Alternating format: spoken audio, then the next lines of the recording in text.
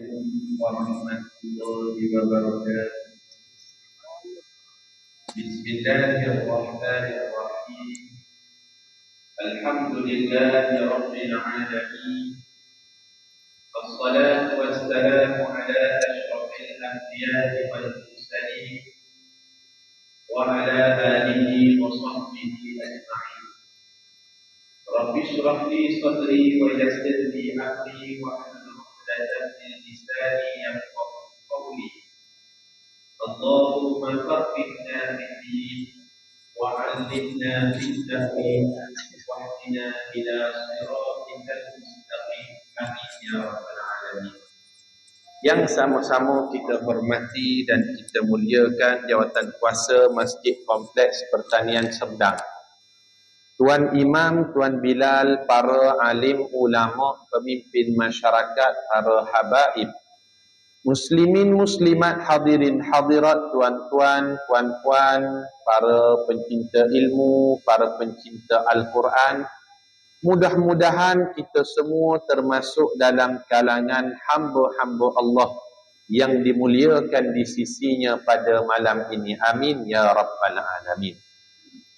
InsyaAllah pada malam ini kita akan bicarakan satu topik yang mustahak dalam kehidupan kita sebagai orang yang beriman, iaitu kita akan bicarakan tentang istiqamah. Istiqamah ni satu perkara yang payah, betul tak? Nak istiqamah hafal Quran kalau adik-adik, payah. Nak istiqamah murajaah Al-Quran, payah. Nak istiqamah buat baik, payah. Nak istiqamah dalam perjuangan, payah. Nak istiqamah menunaikan amanah, melaksanakan tanggungjawab, menunaikan janji, istiqamah dengan yang halal, istiqamah meninggalkan yang haram, istiqamah perintah Allah, istiqamah tinggalkan larangan Allah. Semua ni payah. Sebab apa? Kita kena akui untuk istiqamah satu perkara yang payah, tetapi ia sangat mustahak dalam kehidupan kita sebagai seorang mukmin. Ia tidak semudah kita menuturkan perkataan istiqamah untuk kita kekal istiqamah. Istiqamah bukanlah benda yang kacang, bukanlah benda yang ringan, bukanlah benda yang mudah. Beratnya untuk istiqamah, sehingga kan ada satu hadis daripada Ibnu Abbas radhiyallahu anhuma pernah sebut, ma nazala ala rasulillahi ayatan kanat ashakku wala ashaddu min qawlih fastaqim kama umirta. Maksud dia, tak ada mana-mana ayat Quran yang lebih berat dan yang lebih payah saat turun ayat itu kepada Nabi sallallahu alaihi wasallam, melainkan ayat itu berkaitan dengan arahan istiqamah, perintah istiqamah. Ayatnya fastaqim kama umirta, maka istiqamahlah kamu wahai Rasulullah sebagaimana apa yang Allah perintahkan. Ayat ni paling berat, paling payah dari sudut pengamalannya, dan paling berat ketika turun kepada Nabi sallallahu alaihi wasallam. Ayat ini kalau kita rujuk dalam Al-Quran, ia berada dalam surah Hud. Surah Hud pada ayat yang ke-112. Ayat 112 daripada surah Hud. Sehingga kan ada satu hari Abu Bakar As-Siddiq radhiyallahu anhu pernah tanya kepada Nabi sallallahu alaihi wasallam. Abu Bakar ni tok tua Nabi. Rasulullah sallallahu alaihi wasallam ni menantu dia.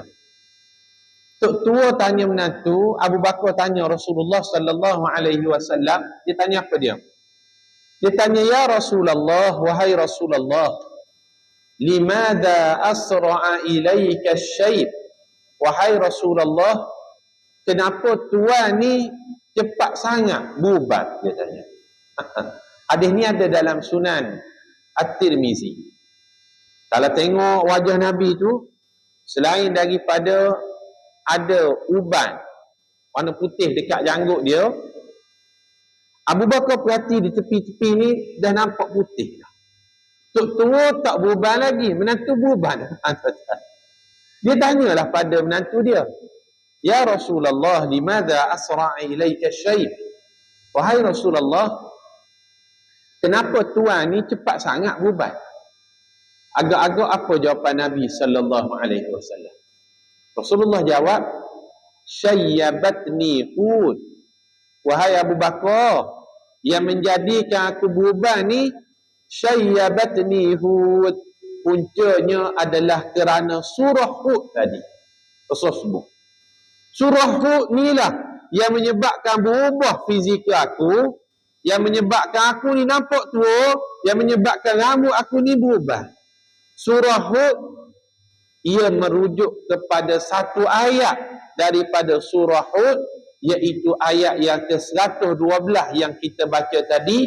Allah berfirman, fastaqim kama umirta, maka istiqamahlah sebagaimana apa yang Allah perintahkan.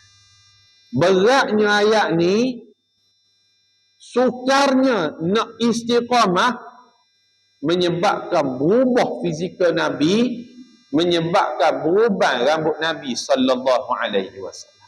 Kita biasanya kalau benda berat, berubah fizikal kita, betul tak?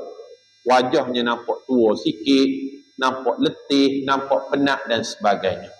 Surah Hud menjadikan Nabi sallallahu alaihi wasallam berubah rambutnya. Tuan-tuan, hadis ni nak menunjukkan kepada kita istiqamah ni payah, betul tak? Kalau tidak payah istiqamah, tak akan berubah rambut Nabi sallallahu alaihi wasallam. Memang kita akui nak kekal istiqamah ni berat. Yang ringan, yang mudah apa dia Ustaz? Yang mudahnya istirahat. Istirahat mudah lah dah. Istiqamah payah, istirahat mudah. Duduk rumah, relax, tengok TikTok, layan lagu viral sekarang ni, baca paper, layan Facebook, itu namanya istirahat. Itu mudah. Istiqamah payah. Sebab itulah, siapa-siapa yang boleh istiqamah, dia akan dikasihi oleh Allah dan dia akan dikasihi oleh manusia. Betul tak? Kita manusia, kita sayang pada orang yang istiqamah. Bahkan orang yang istiqamah ni bukan makhluk je sayang pada dia, Allah sayang pada orang istiqamah. Payah tuan-tuan. Nak dapat dua sekaligus cinta ni payah. Nak dapat cinta Allah, nak dapat cinta manusia.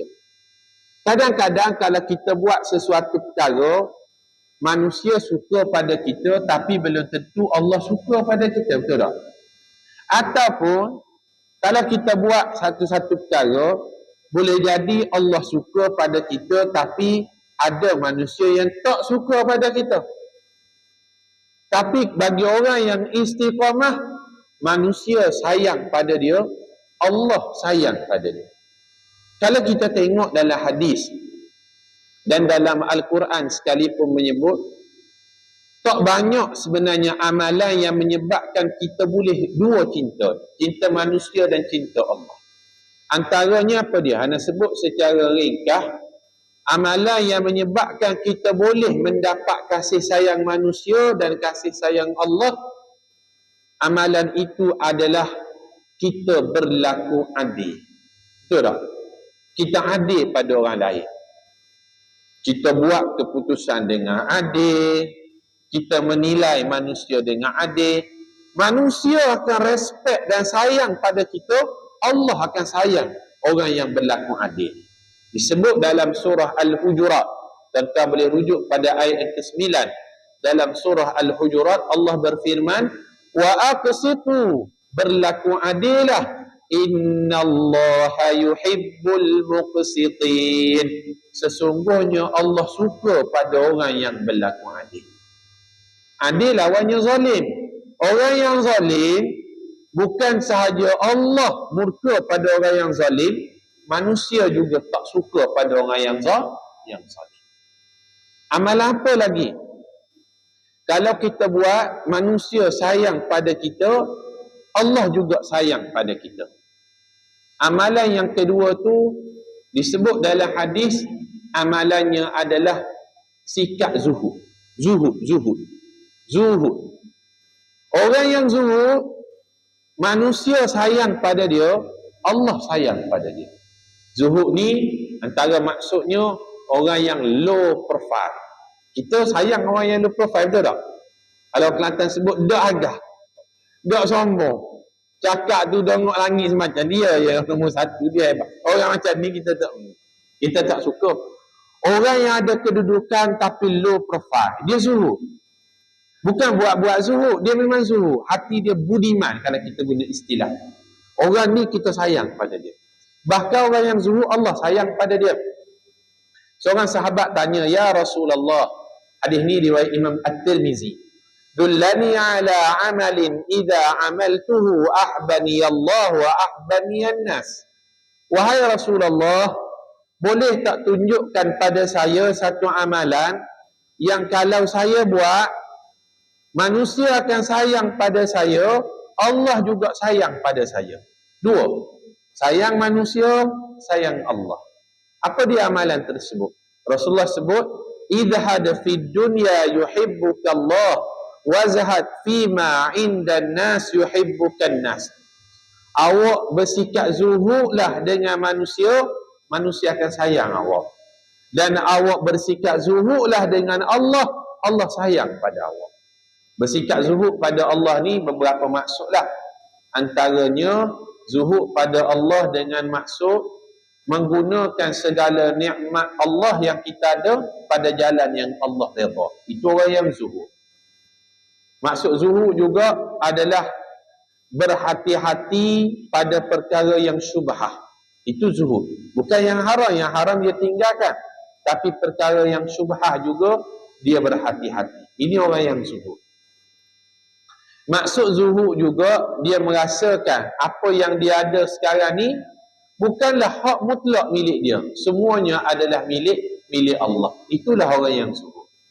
Manakala maksud zuhud pada manusia, dia low profile. Dia dak agah. Orang yang rendah diri. Orang yang tawaduk. Orang yang dak sombong. Orang yang dak agah. Orang yang dak rasa dirinya lebih daripada orang lain. Orang ni manusia sayang pada dia. Kita respect. Ini amalan yang kedua yang menyebabkan kalau kita buat, kita akan mendapat kasih sayang manusia dan mendapat kasih sayang Allah. Yang ketiga yang kita nak tekankan pada malam ni, tajuk kita. Amalan apa lagi yang kalau kita buat, kita akan mendapat kasih sayang manusia dan kita akan mendapat kasih sayang Allah. Amalan itu adalah istiqamah. Istiqamah. Kita para jemaah sekalian, kita sayang orang yang istiqamah, betul tak? Orang yang konsisten. Kalau tak istiqamah, kalau dia ustaz sekalipun, kita tak respect pada dia. Kita tak sayang pada dia. Hatta kalau dia ustaz sekalipun. Contoh, dia sepatutnya datang mengajar sebulan sekali. Contoh sajalah. Setahun 12 kali kuliah kan. Tapi yang hadir dalam setahun tu 3 kali je, 4 kali je. Dak istiqamah datang. Masih ada kerja je. Orang macam ni berhenti je lah. Contoh kan. Tak istiqamah. Bulan ni datang pula 4 bulan lagi. Lepas tu datang 5 bulan lagi baru datang. Setahun 3 kali, 4 kali. Dak istiqamah. Kita tak seronok. Sebab apa? Kita mungkin dah beli kitab dah. Kita nak datang pengajian berkitab, kita kosongkan jadual dah. Datang-datang tak ada kuliah contohnya. Contoh sajalah. Contoh. Tak istiqamah kan, manusia tak suka. Ataupun orang niaga kan, kalau dia tak istiqamah, kita tak suka. Tulis kat kedai bukan main macam. Dibuka kedai makan dari Isnin sampai Ahad. Di hari Isnin kedai tutup. Hari Selasa tutup. Hari Rabu tutup. Hari Minggu, hari Sabtu pun tutup. Bulan depan kita tak pergi dah kedai dah. Tak istiqamah. Kita tak suka tentang. Orang yang istiqamah dalam apa-apa hal sekalipun, kita respect pada dia. Orang konsisten. Depan kita cakap A, belakang kita cakap A. Hari ni cakap begitu, esok cakap begitu. Tak keluk-kelik orang yang sebut.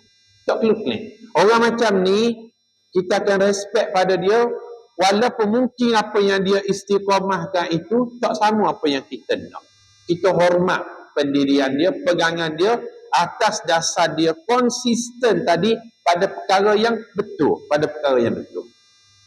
Bahkan orang yang istiqamah, dia bukan sahaja akan mendapat kasih sayang manusia, tetapi orang yang istiqamah, dia akan dikasihi dan dicintai oleh Allah Subhanahu wa taala. Ini lebih orang yang istiqamah.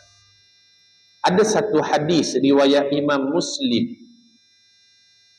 Seorang sahabat bertanya kepada Nabi sallallahu alaihi wasallam, ayyul a'mali ahabbu ila Allah? Tentang amalan apakah yang kalau dia buat, Allah paling suka bila dia buat amalan tersebut. Amalan apa kalau kita buat, Allah paling suka? Tuan-tuan, kita perhatikan. Amalan yang paling Allah suka bila ditanya oleh para sahabat, Rasulullah sallallahu alaihi wasallam jawab dalam keadaan konteks yang berbeza-beza.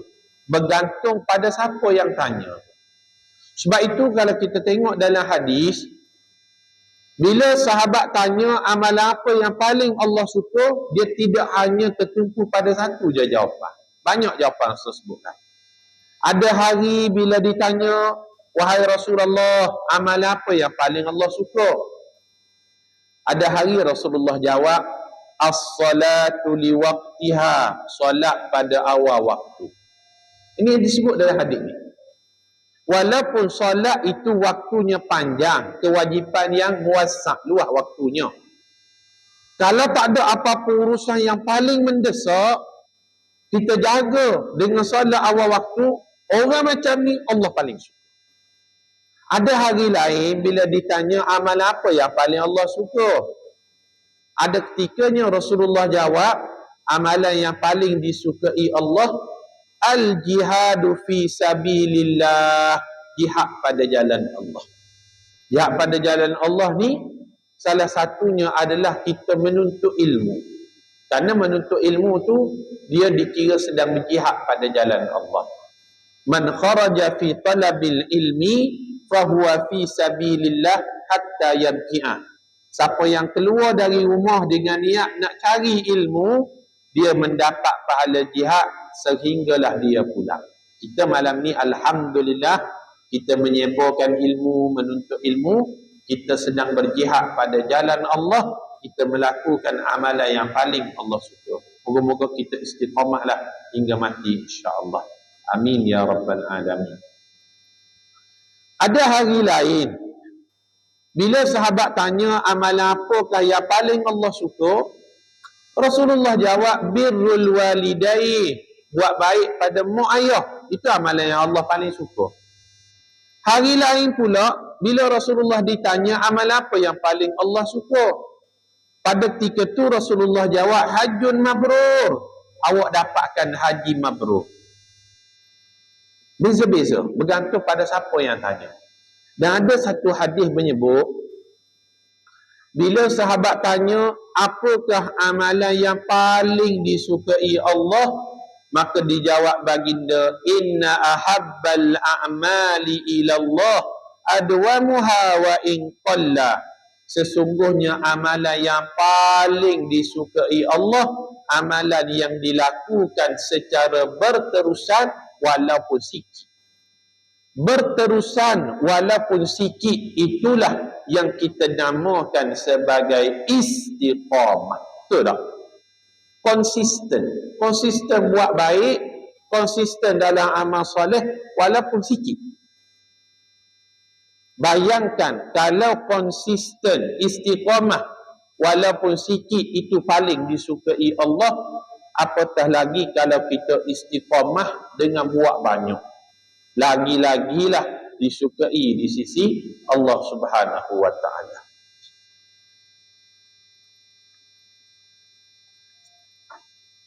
Cumanya kadang-kadang sesetengahnya lah kita tak pukul rata. Ada sebahagian orang sekali dia buat tu banyak, tapi lepas tu tak buat kan. Sekali buat tu banyak, lepas tu tak buat. Baca Quran bulan Ramadan tu khatam, ataupun nak khatam, hampir khatam, lepas Ramadan pakai dak lah. Ni tak disukai oleh Rasulullah sallallahu alaihi wasallam kalau tak istiqamah. Sebab itu Rasulullah pesan pada seorang sahabat namanya Abdullah bin Amru bin As radhiyallahu anhu. Rasulullah sebut, ya Abdullah, wahai Abdullah, la takun mithlu fulani, awak jangan jadi seperti si fulan. Kana yakumul lail fataraka qiyamal lail ba'dah. Si fulan ni kalau dia bangun qiyamul lail pada satu malam, pada hari-hari yang lain dia tidak buat lagi. Maka dia tidak istiqamah. So kata jangan jadi macam ni. Kita akui nak istiqamah ni payah. Sebagai contoh sajalah, contoh. Mungkin jemaah masjid ni, masjid lain ataupun surau yang lain-lain dan sebagainya. Sebagai contoh saja. Masa sebelum COVID ataupun PKP dulu kan, nak sebut payahnya nak istiqamah. Sebelum PKP dulu, mungkinlah ada dalam kalangan yang kita kenal tu adalah jemaah yang istiqamah berjemaah di masjid. Tapi bila datangnya COVID, kena PKP, hanya dihakkan jumlah tertentu je boleh datang. Dan sekarang ni bila masjid dibuka balik, jemaah yang dulunya mungkin istiqamah, sekarang ni kita dah tak nampak lagi. Betul tak? Ada tak agak-agak orang macam tu? Mungkin ada. Kita tak tahulah masjid ni kata masjid lain. Nak sebutnya payah istiqamah. Hidup lagi kalau meninggal dunia lain cerita lah. Ada lagi, sehat lagi. Kalau kita tanya dia kenapa dah tak datang masjid dah, dia kata semayang kat rumah lebih khusyuk. Orang bila tak nak datang kan, macam-macam alasan. Dah tu kalau kuliah tazkirah syamah online pun banyak sekarang. Dia online pun banyak. Online pun ada ustaz. Orang bila tak nak datang macam-macam alasan dia bagi. Payah parking lah, Tok Imam baca panjang lah, Tok Imam baca pendek lah, panas lah, kalau kita pasang aircon sejuk lah, macam-macam tak kena. Nak sebutnya payah istiqamah. Tapi kalau orang tu betul-betul istiqamah, marilah hapus sekalipun alasan. Marilah imam baca panjang tu, imam baca pendek tu, panas tu, sejuk tu, mikrofon tak derah tu, mikrofon slow tu, payah parking tu, jauh tu, orang yang istiqamah dia akan datang. Tapi payahlah. Sebab itu tanda amalan-amalan kita yang dahulu diterima di sisi Allah, salah satu tandanya kata Imam Hasanul Basri, tanda amalan kita yang dulu diterima di sisi Allah adalah apabila kita boleh istiqamah. Kata Imam Hasanul Basri, min jazail hasanah al-hasanatu ba'daha.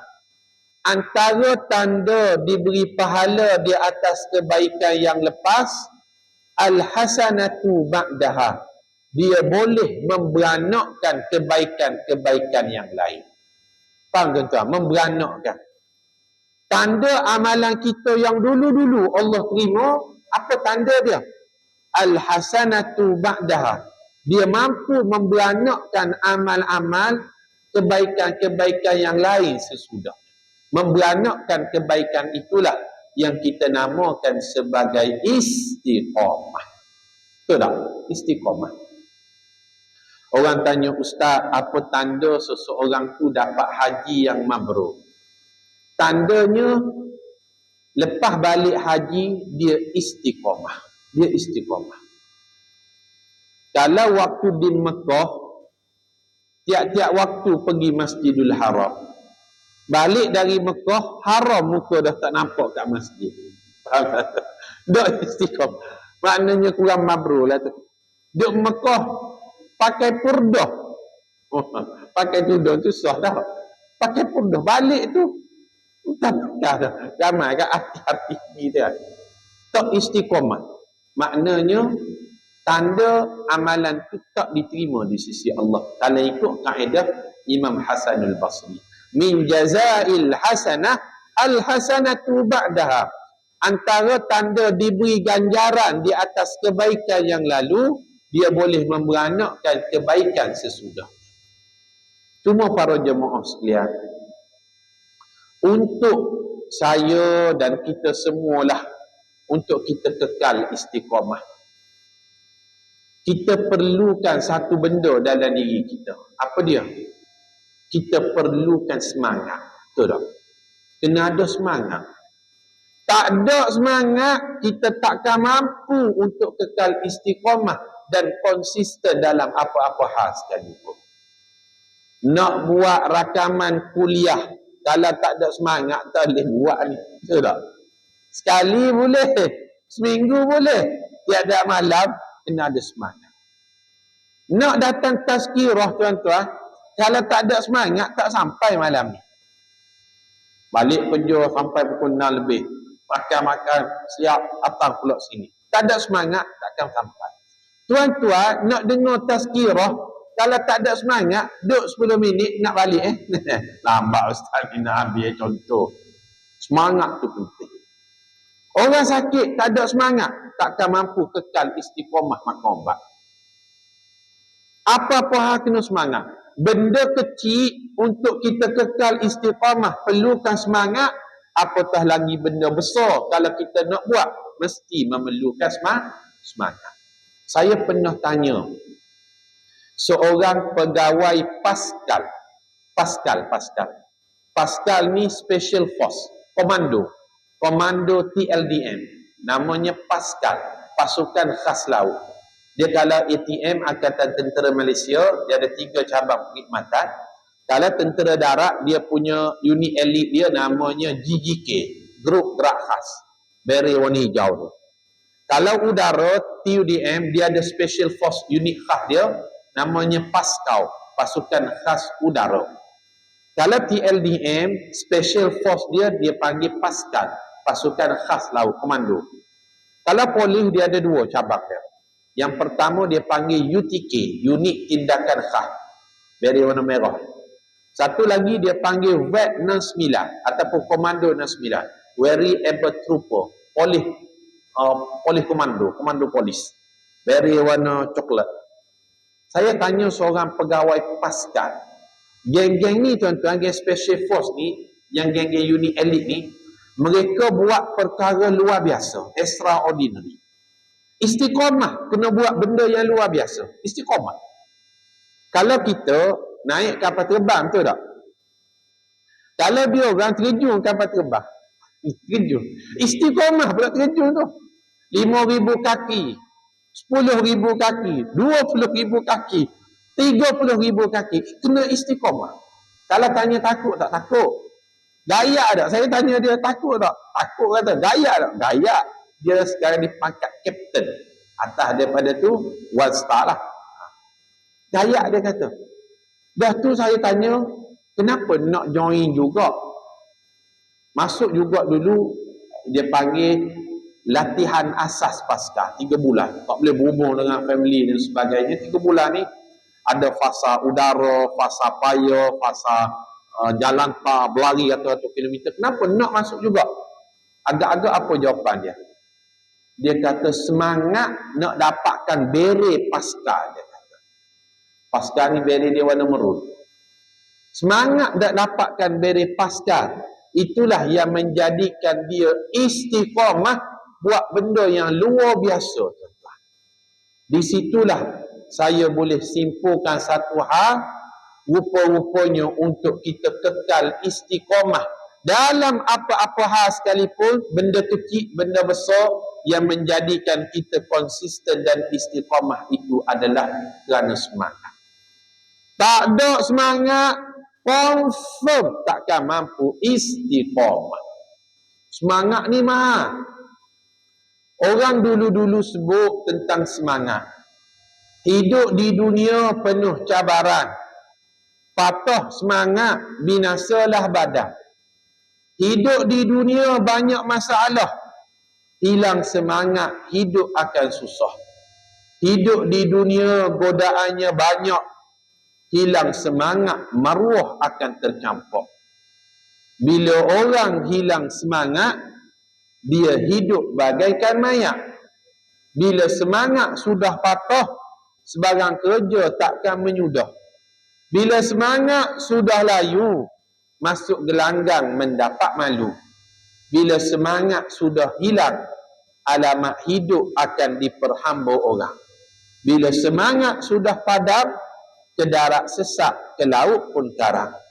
Bila semangat sudah lemah, duduk berunding, patahlah lidah.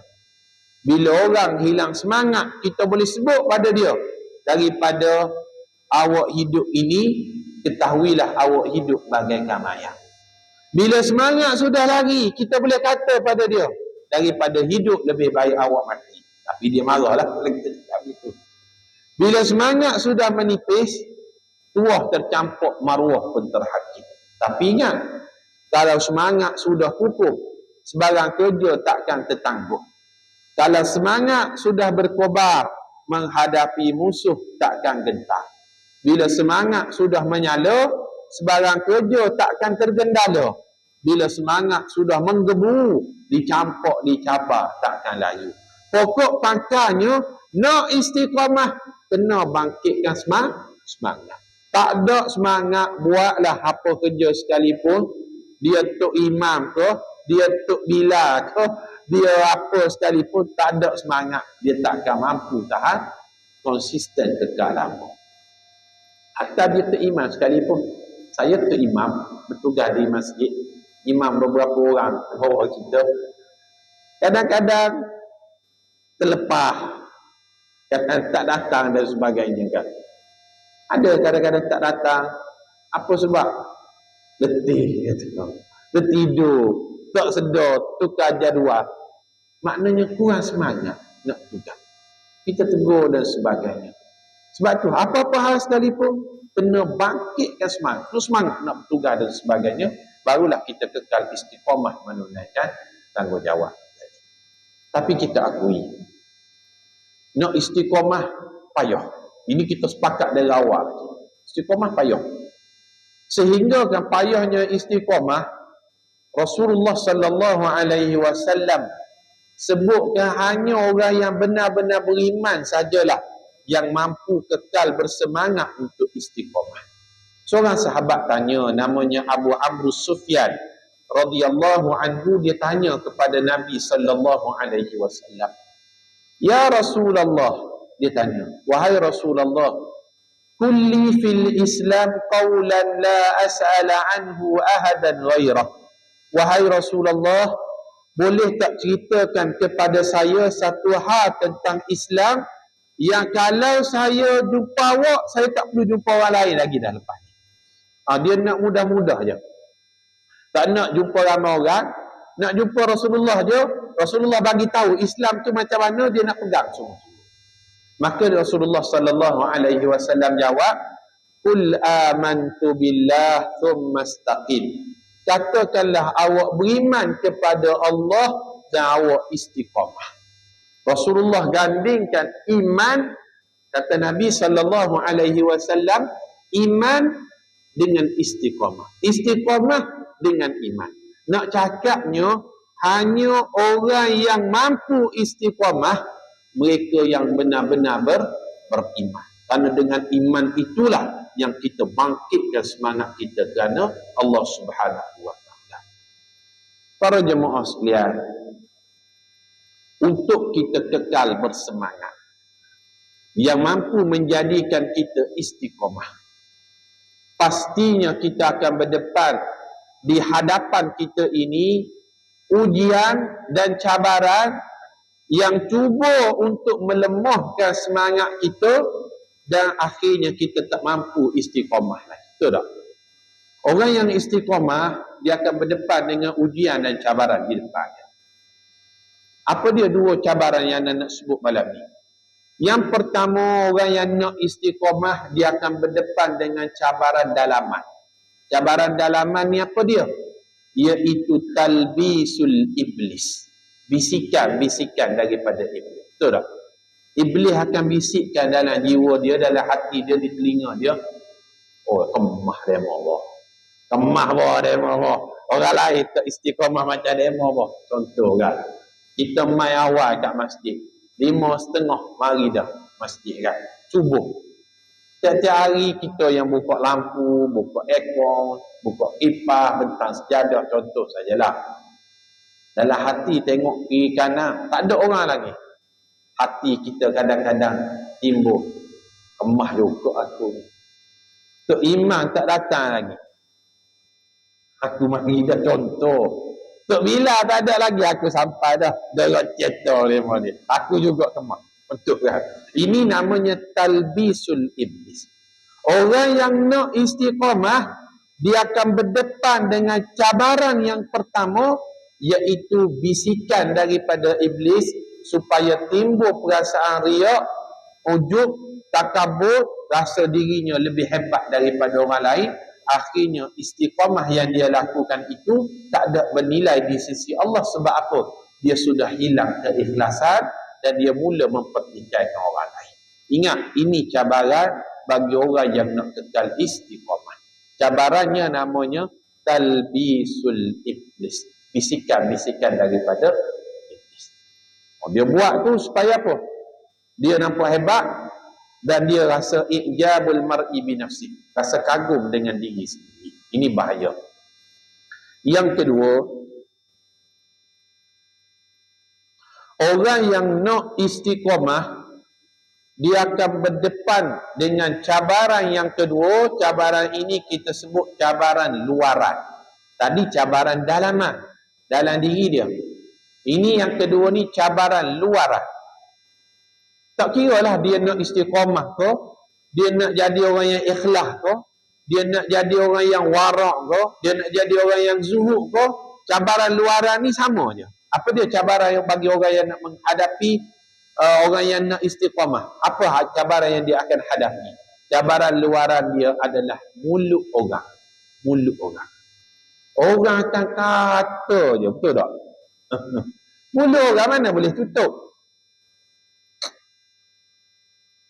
Tuan-tuan, kita kalau buat benda tak bagus, tak baik, tak molek, orang akan kata pada kita, betul tak?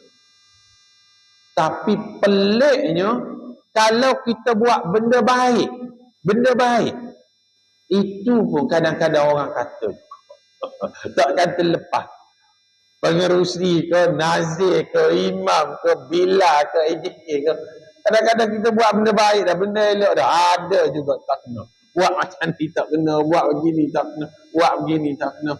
Sebab inilah cabaran bagi orang yang nak istiqamah. Dia akan berdepan dengan cabaran mulut orang. Mulut orang akan kata juga macam mana. Dia akan kata sehingga kita tak berkata-kata lagi, sehingga kita mati. Ini cabaran dia. Sebab itu kita tegaskanlah malam ni, kalau kita yakin apa benda yang kita nak istiqamahkan ni benda yang baik, kita tak salah daripada sudut hukum hakam, tak salah. Dari sudut undang-undang, tak salah. Kita pula tak ketepikan orang yang terdekat. Apa yang kita istiqamahkan ini pula tak salah dari sudut norma budaya masyarakat. Kita tak tindah orang bawah, tak tarik orang di atas. Buat sajalah. Istiqamah sajalah. walaupun apa sekali cabaran luaran dari sudut mulut orang yang akan kata pada kita. Istiqamah sajalah. Tanah Pahang, tanah purba, kaya dengan aneka sejarah. Kalau kata sudah dikota, jangan mudah diubah-ubah. Nak lagi? Getah dibakar dalam pelita untuk menyuluh dalam perigi. Sepatah kata sudah dikota, jangan mudah untuk ubah lagi. Ada nak jawab pantun tak? Lepas kuliah lah dia, dah habis kuliah. Nak sebutnya istiqamah sajalah. Ada satu cerita. Ringkas sajalah. Ada seorang penjual ikan. Dekat kedai dia tu, dia tulis di signboard, di sini jual ikan segar. Apa dia tulis? Di sini jual ikan segar. Bagi kita orang yang bermata lebah, no such thing kita nak komplain tulisan dekat signboard macam tu. Betul tak? Tulis lah, orang nak tulis apa, silakanlah. Tapi ada orang yang bermata lalak, ada je pada pandangan mata dia tak kena. Dia panggil tokek kedai, tokek datang sekejap. Kenapa tokek tanya? Dia pun kata, tokek, kenapa awak tulis perkataan di sini jual ikan segar dekat signboard kedai awak ni? Kan semua orang dah tahu dah kedai awak tu di sini, bukan di sana, bukan di situ. Okey, ni jenis orang tak istiqamah. Betul. Ya tak ya juga, betul juga awak cakap Dia pun buang signboard tadi, tempah signboard baru, dia tak tulis lagi perkataan di sini, sekarang dia hanya tulis perkataan jual ikan segar. Dia kata okey lah ni, tak ada dah kot orang komplain. Agak-agak ada lagi tak? Ada lagi, mulut orang kan. Datang customer lain pula. Tengok, pandang atas bawah panggil. Okey. Kenapa awak tulis perkataan jual ikan segar dekat signboard awak? Kan semua orang dah tahu dah kedai awak ni jual ikan yang segar-segar saja. Bukan ikan frozen pun. Bukan ikan yang tak molek pun. Ikan segar awak jual. Buanglah perkataan segar ni. Okey, jenis orang tak istiqamah. Ya tak ya juga awak sebut. Dia pun buang perkataan segar. Tempah lagi signboard baru. Perkataan apa sekarang ni? Jual ikan. Dia tengok tak ada lah tu orang komplain. Mulut orang ada lagi. Datang customer lain pula. Tengok pandang atas bawah, panggil tokek. Tokek, kenapa awak tulis perkataan jual ikan? Kan semua orang dah tahu dah kedai awak ni ikan awak jual. Bukan awak bagi free. Kedai awak ni bukan JKM, Jabatan Kebajikan Masyarakat. Tokek je ni dak istiqamah. Betul juga awak cakap, ya tak ya juga. Dia pun buang perkataan jual.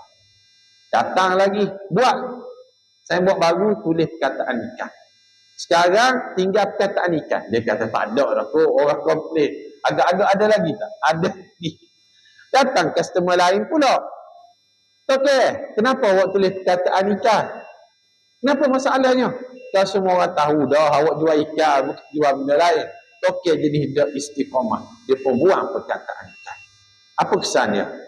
Ketika kedai dia tertulis perkataan di sini jual ikan segar, semua orang datang kedai dia sebab orang tahu kedai dia jual apa. Tapi oleh kerana dia dak istiqamah, tajuk kita malam ni. Dak istiqamah, layan mulut orang, cabaran bagi orang nak istiqamah. Akhirnya kedai dia dah tak ada signboard, orang dah tak tahu dia jual apa, akhirnya dia terpaksa bungkus dengan kedai. Itulah pengajaran bagi orang yang tak istiqamah, dan kita doakan Allah takkan diri kita. Allahumma ya muqallibal qulub, tsabbit qalbi ala dinik wa ala ta'atik. Ya Allah, berikanlah kepada kami nikmat istiqamah pada jalan ketaatan kepadamu dan pada jalan agamamu, insya-Allah. Rasa sekali itu kita bahagikan tajuk istiqamah pada malam ni. Aku qauli hadza wa astaghfirullah wa lakum. Assalamualaikum warahmatullahi wabarakatuh.